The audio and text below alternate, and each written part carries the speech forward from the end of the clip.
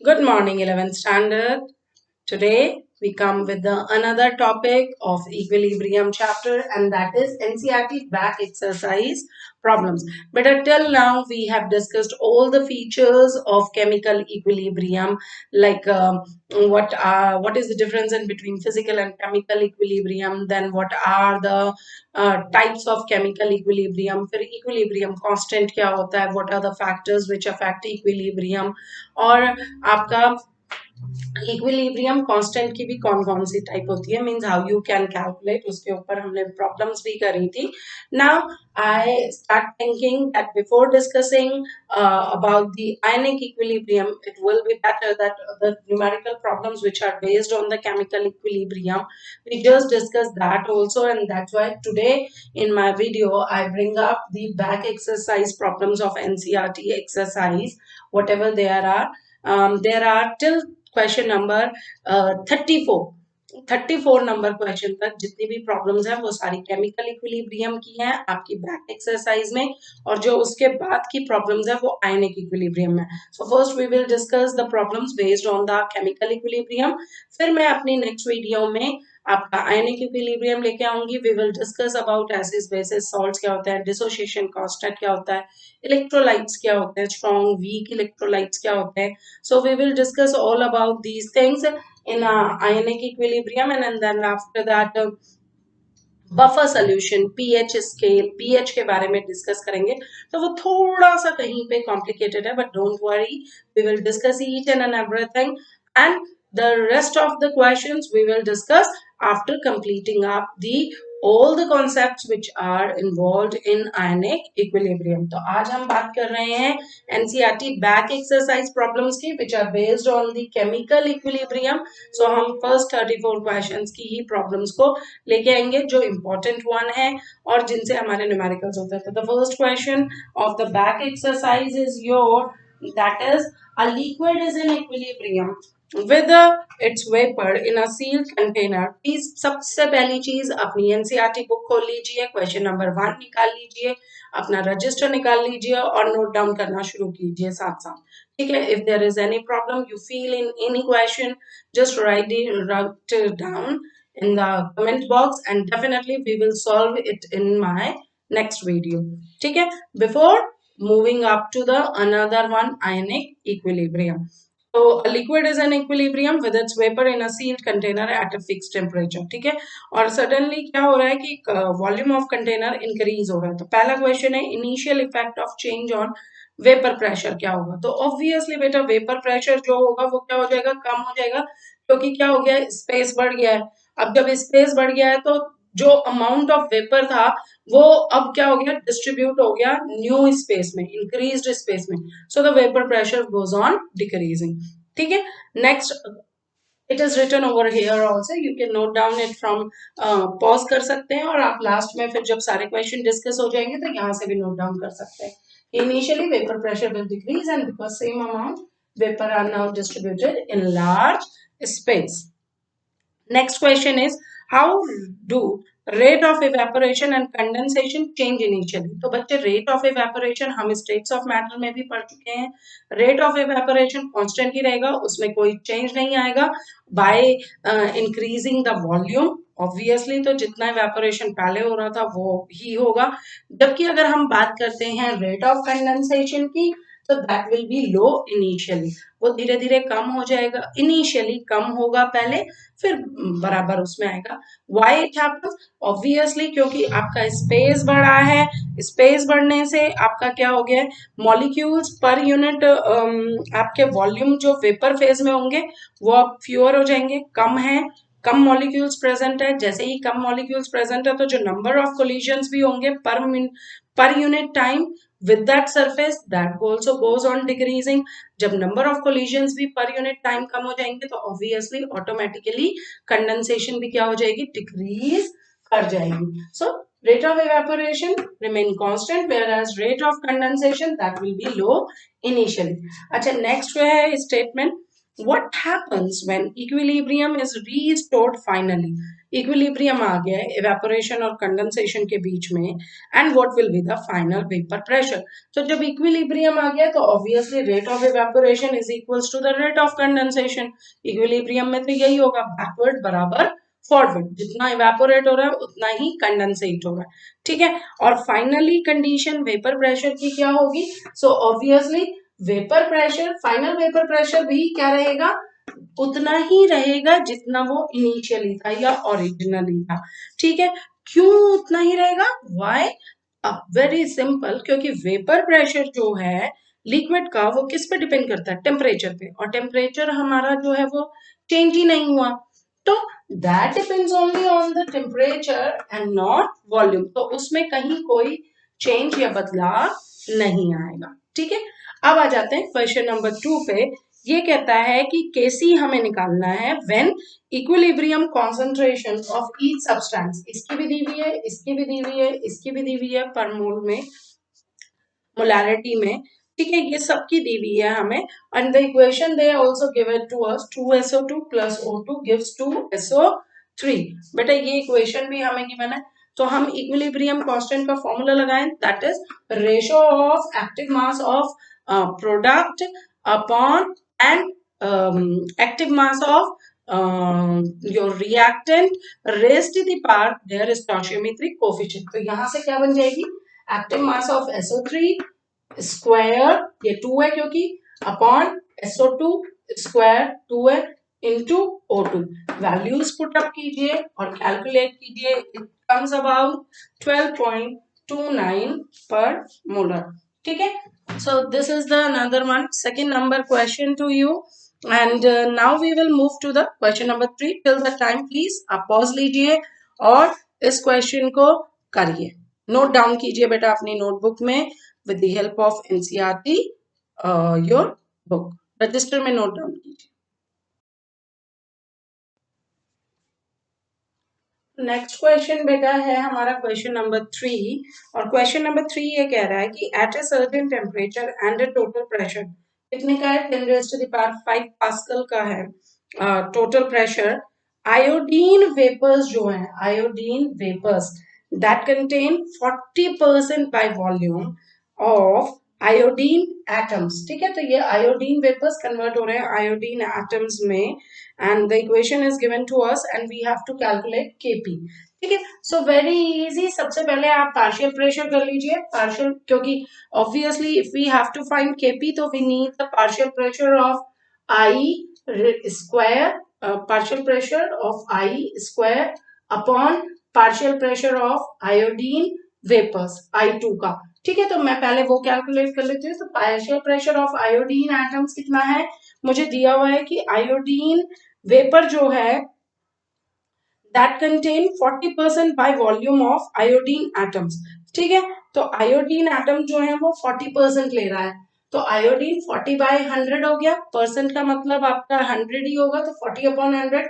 Total pressure कितना है? 10⁻⁵ pascal, तो इसका 40% इंटू 40/100, तो ये यहाँ से 0.4 इंटू 10⁻⁵ पास्कल आ जाएगा। बेटा अगर 40% आयोडीन एटम है और इक्विलिब्रियम में रिएक्शन है तो ये 60% है आयोडीन एटम्स जो बैठे, आयोडीन I2 वेपर्स की फॉर्म में जो बैठा है, तो वो कितना है? दैट इज ऑफ 60/100 हो गया, 100 माइनस 40 इज इक्वल्स टू 60, तो 60/100 इंटू 10⁻60% ऑफ 10⁻⁵ पास्कल, तो ये आ जाएगा आपका 0.6 into 10⁵ pascal. Now put the values in Kp, तो 0.4 into 10⁵ square upon 0.6 into 10⁵ solve करोगे बच्चे तो this will be the answer, ये आपका क्या आ गया? आंसर आ गया। अच्छा, फोर्थ नंबर क्वेश्चन और फिफ्थ नंबर क्वेश्चन जो है वो एक्सप्रेशन है, आपको you have to write down the expression for Kc and Kp in this one, Kc Kp then निकालने हैं आपने। सो होपफुली हमने वो ऐसी सेम प्रॉब्लम्स पिछली अपनी मेरी जहां पर मैं Kp is equal to Kc into RT raised to the power delta n करा रही थी तो वहां भी समझाई थी, so there is no need to do it again, you can do it yourself. So we move to the question number 6। Following equilibrium है, the equilibrium is given nitric oxide plus ozone gives nitrogen dioxide plus oxygen. ठीक है, तो उसमें Kc की value आपको given है, जैसा मैंने प्लीज बार बार कह रही हूँ अपनी बुक खोल लीजिएगा, बुक से क्वेश्चन साथ में चेक करते चलो. ठीक है, so Kc की value 6.3 into 10 raised to the power 14 is given. Both forward and reverse reaction in equilibrium are elementary bimolecular reactions. Now bimolecular reaction जिसमें कि ऑर्डर ऑफ रिएक्शन 2 होता है, और जो रिएक्टिंग, अभी के लिए इतना कर लेते हैं, वैसे आप केमिकल काइनेटिक्स में इसे डिटेल करोगे, जो रिएक्टिंग स्पीसीज होती हैं वो 2 होती हैं. तो यहाँ पर आपकी नाइट्रिक ऑक्साइड और ओजोन है, और दोनों ही कंप्लीटली क्या कर रही हैं, पार्टिसिपेट कर रही हैं. So that's why it is a bimolecular reaction. So इसका हमें Kc फॉर रिवर्स रिएक्शन निकालना. नाउ बेटा there is a formula for reverse reaction. Kc means Kc dash हो जाएगा, जो उसका that is equal to 1 by Kc, 1 upon inverse of equilibrium constant. So equilibrium constant की आपको वैल्यू गिवन है, so 1 upon 6.3 into 10 raise to the power 14 हो गया. तो यहाँ से हमारा Kc इनवर्स निकल गया, Kc dash is equal to this much. अब आ जाते हैं क्वेश्चन नंबर 7 में. It is a theoretical question. ये बोल रहा है why pure liquids and solids can be ignored while writing the equilibrium constant expression. क्योंकि इसके प्योर सॉलिड्स और प्योर लिक्विड्स को, ये मैंने अपनी वीडियो में भी बताया था, प्योर सॉलिड्स और प्योर लिक्विड्स के कॉन्सेंट्रेशन को हम यूनिटी लेते हैं, 1 लेते हैं, और इसलिए इनको नेग्लिजिबल या मल्टीप्लाइड बाय 1 भी किया जा सकता है. तो इक्विलिब्रियम कांस्टेंट एक्सप्रेशन लिखते हुए हम इसको 1 लेते हैं, यूनिटी मानते हैं. यूनिटी क्यों मानते हैं बेटा, क्यों कांस्टेंट? क्योंकि आपका concentration is equal to number of moles upon volume of liquid in litre, solution in litre होता है. अब number of moles is equal to given mass upon molar mass है. गिवन मास इनटू, अगर मैं यहाँ पे लिख देती हूँ, number of moles is equals to given mass upon आपका हो गया मोलर मास. ये नंबर ऑफ मोल्स है, ठीक है, और ये हमारे चला गया वॉल्यूम यहाँ पे. तो ये क्या हो जाएगा, given mass upon volume is your density also. ना डेंसिटी फॉर प्योर लिक्विड और फॉर प्योर सॉलिड्स क्या हो जाएगी, that will be also a constant volume, constant value. और मॉलिक्यूलर मास भी किसी सब्सटेंस का प्योर में क्या होगा, कांस्टेंट होगा. सो that means all the values which are given here, that will be considered a constant, and obviously constant at constant temperature. And ठीक है, so molecular mass will be constant, density given mass upon volume is density, and density will be also constant at constant temperature. So that's why the pure liquids and solids, while writing equilibrium constant, that will be taken, can be ignored or can be taken as unity 1. ठीक है, next आ जाता है आपका question number 8. ना in the question number, इसमें बेटा आपको reaction दी हुई है नाइट्रोजन और ऑक्सीजन गैस की, और नाइट्रस ऑक्साइड बनाया है. इसमें जो है आपको मिक्सचर्स भी दिए हुए हैं. So the next one, question number 8 की बात हम कर रहे थे. जैसे तो हमने कहा था दैट इन क्वेश्चन नंबर 8 आपका N2 plus O2 gives N2O है. Initial concentration is given to us, that is 0.482 mole. इसकी O2 की 0.933 मोल. अगर if you remember we learn how to calculate Kc in such type of equation. तो सबसे पहले हमें initial concentration लिखनी होती है, then the concentration will take place at equilibrium, and then molar concentration, because in this total volume is also given कि कितने volume में हो रहा है रिएक्शन. तो सबसे पहले बेटा मैंने इनिशियल कॉन्सेंट्रेशन N2O2 की लिख ली. Obviously initial concentration for N2O will be 0, क्योंकि रिएक्शन तब तक प्रोडक्ट बनाती ही नहीं है. इक्विलिब्रियम पे अगर सपोज करते हैं कि N2O x मोल पर लीटर बन चुका है, ठीक है, तो in that one case if it is 0.482 minus x, इतना कम हो जाएगा. सो इट विल बी, क्योंकि यहाँ पे 2 मोल्स है और यहाँ 1 मोल है, तो it will be 0.933 minus x upon 2. यही चीज आपने ध्यान में रखनी है, यही मैंने तब भी बताया था. और अब दोबारा बता रही हूँ कि you have to be very careful कि यहाँ पे कितने मोल है। यहाँ पे इसका 2 मोल्स यूज हो रहा है और यहाँ इसका 1 मोल यूज हो रहा है, ये भी 1 मोल है। तो अगर ये x मोल है तो ये इतना 4a2 माइनस x है, तो ये कितना हो जाएगा 933 माइनस x बाय 2। तो मोलर कॉन्सेंट्रेशन कितनी हुई बेटा, वो ये कह रहा है कि the whole reaction is takes placed in a reaction vessel of volume 10 litre. 10 litre के वेसल में हो रही है और केसी की वैल्यू भी हमें क्या है गिवन है। ठीक है, तो मैंने मोलर कॉन्सेंट्रेशन कैसे निकालेंगे, obviously this is the concentration upon volume, तो ये मेरा वॉल्यूम हो गया। ठीक है, कितनी कॉन्सेंट्रेशन आपकी इक्विलिब्रियम में अपॉन वॉल्यूम 10 है, तो अब डिवाइडेड बाय 10 हो गई ना। Kc is given 2 into 10 raised to the power minus 37. What does it mean? The value is lying in between at equilibrium, so we can say that amount of N2O2 reacted with X, that is very very small, very very small। तो हम इसको negligible बना सकते हैं upon 10 के case में। तो for their हम कहते हैं कि कॉन्सेंट्रेशन ऑफ N2 यही है 0.0 आपका आ जाएगा 0.0482। ये यहाँ पे करेक्ट कर लीजिए बच्चे, दिस इज 0.0482। ठीक है, एंड O2 की 0.0933 एंड वेयर एज N2O की क्या हो जाएगी x by 10। Total container x mole और टोटल में से कितना वॉल्यूम अपॉन 10 ये बन रहा है, तो ये बन जाएगी इज इक्वल टू 0.1 x, यही आ गया। तो Kc इज इक्वल टू क्या होगा according to the equation N2O,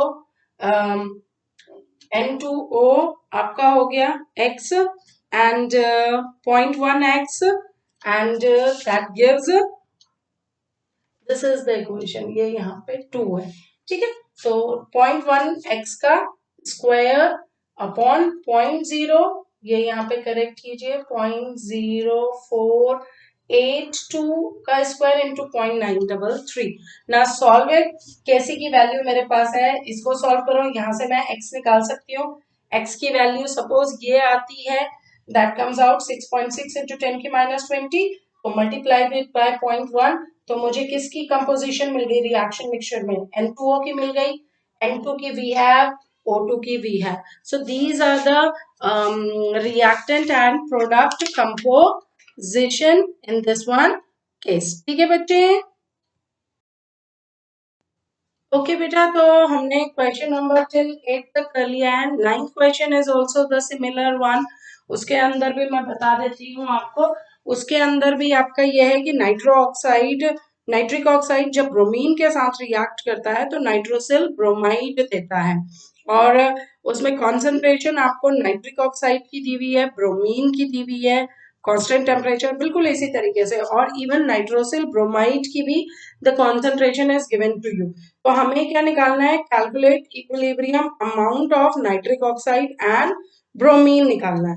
तो इक्विलिब्रियम अमाउंट निकालना है, तो सिंपली वन, अगर मेरे पास वो कह रहा है कि 0.0518 मोल जो है नाइट्रोसिल ब्रोमाइड फॉर्म्ड होता है जब 0.087 from 0.0518 0.087 mole of nitric oxide और मोल ऑफ नाइट्रिक ऑक्साइड कितने से 0.01518 मोल ऑफ नाइट्रिक ऑक्साइड, और 518 अपॉन 2 कर देंगे क्योंकि 2 नाइट्रिक ऑक्साइड प्लस ब्रोमीन है, तो दैट गिव्स, तो इक्विलिब्रियम पे मुझे क्या निकालना होगा, simple amount of nitric oxide निकालना होगा, which will be what, that will be equals to the 0.087 minus कर दोगे 0.0518। ठीक है, तो उससे हमारा क्या निकल जाएगा, अमाउंट ऑफ नाइट्रिक ऑक्साइड निकल जाएगा। और सिमिलरली अमाउंट ऑफ ब्रोमीन भी कैसे, जो ब्रोमीन का अमाउंट दिया हुआ है उसमें से आप माइनस कर देंगे जो आपने क्या किया है 0.0518 अपॉन 2 करके निकाला है, उसको सब्ट्रैक्ट करते हो तो that will give you the amount of bromine. ठीक है, similarly next number question number 10 में Kp की वैल्यू दी हुई है SO2 plus O2 gives SO3 के लिए, और कैसे निकालना है, तो ये तो बहुत ही इजी है. All of us we know that Kp is equals to Kc into RT in delta N. तो यहाँ पे हम पहले डेल्टा एन कैलकुलेट करेंगे. डेल्टा एन कैलकुलेट करने के लिए number of products, number of moles of product minus number of moles of reactant करिए बच्चे, तो वो बन जाएगा. इक्वेशन देखिए तो 2 minus 3 which is equals to -1. बाकी आपको वैल्यूज सारी दी हुई है. Kp की वैल्यू दी हुई है, Kc आपको निकालना है. R की वैल्यू 0.0831 लीटर बार पर केल्विन पर मोल होता है. और टेम्परेचर भी आपका इसके लिए हमारा गिवन है and that is in kelvin, that is 450 kelvin. तो वही कैलकुलेट करेंगे. नहीं दिया होता तो हम 298 पे करते, but it is given, so हम 450 केल्विन लेकर के और सॉल्व करेंगे. So this is a question number 10 and with this आप आगे भी ट्राई कीजिएगा. सेम टाइप के क्वेश्चंस है, but if there is a problem comes so definitely we will discuss in our next video. ठीक है. एंड वो मेरी एक एडिशनल हो जाएगी. अगली वीडियो में हम लोग आयनिक इक्विलिब्रिया स्टार्ट करेंगे और जो हमारे इसके न्यूमेरिकल्स होंगे उसके हेडिंग एक हम अलग करके एक वीडियो और आपके साथ शेयर करेंगे. ठीक है. सो टिल दैट टाइम बच्चे, thank you to all of you. Just go through all the problems which is given in your back exercise as we have discussed today, and goodbye.